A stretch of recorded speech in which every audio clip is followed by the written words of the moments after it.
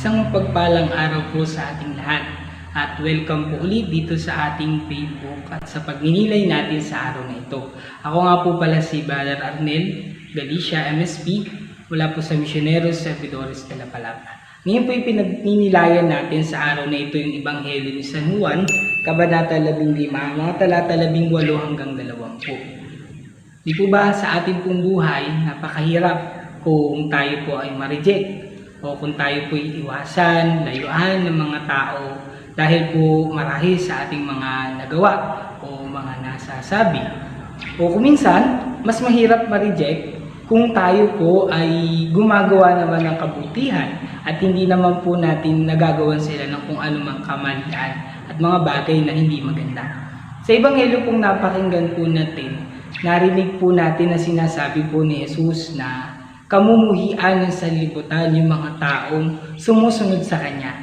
Kung paano siyang inusig ng mga tao nung siya ay nabubuhay pa dito sa mundo, ay ganun din tayong uusigin ng mga lingkod at tagasunod niya. Kaya nga po, huwag tayong matakot ma-reject o tayo ay iwasan o tayo ay kamuhian at lalo tigit usigin ng mga tao kung ginagawa po natin yung kalooban ng Diyos. Kung ginagawa po natin yung mga bagay na alam po natin na si Jesus mismo yung nagnanais na gawin natin ito.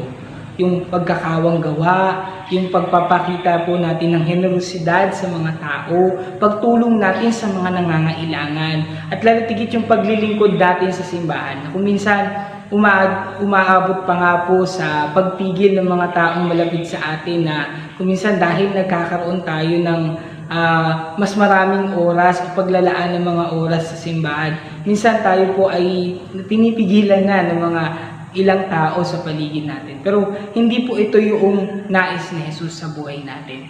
Kung tayo po ay tapat na lingkod ni Jesus, ng ating Panginoong Jesucristo, tayo po susunod sa Kanya kahit pa tayo usigin ng maraming tao. At ikalawa, makita po natin na ang sanlibutan po ay hindi po natin sarili o sabihin natin, hindi po ito yung tunay nating tahanan. Ang tunay nating tahanan ay sa kaharian ng langit, sa piling ng ating Panginoong Diyos. Kaya nga po sinasabi na tayo po'y kakamuhian ng sanlibutan. Dahil hindi po tayo taga-sanlibutan. Tayo po'y mga nilalang o tayo po'y mga nilikha na mga taong makalangit. Ang ating pong tunay na tahanan ay ang kaharian ng langit. Kaya nga po, wag po tayong matakot kung marami po tayong mga dislike na matanggap at wala po tayong mga like na matanggap sa maraming mga tao. O kung may mga tao na naiwasan tayo at wag tayong i-follows mga ginagawa natin. Kung minsan nabubuhay na po tayo sa mundo na ito na likes and following na yung pinakagusto natin na mangyari sa buhay natin. At sana wag po dito umikot yung ating mundo.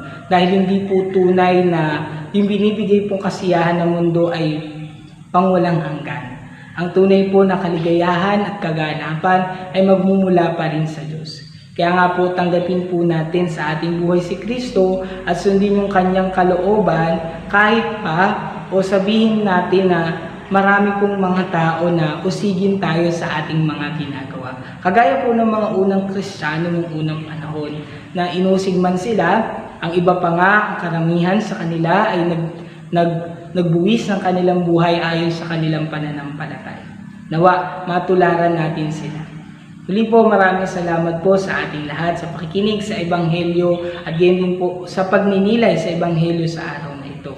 Please subscribe our YouTube channel po sa Facebook PH or download the Facebook apps or visit and register to www.facebook.ph.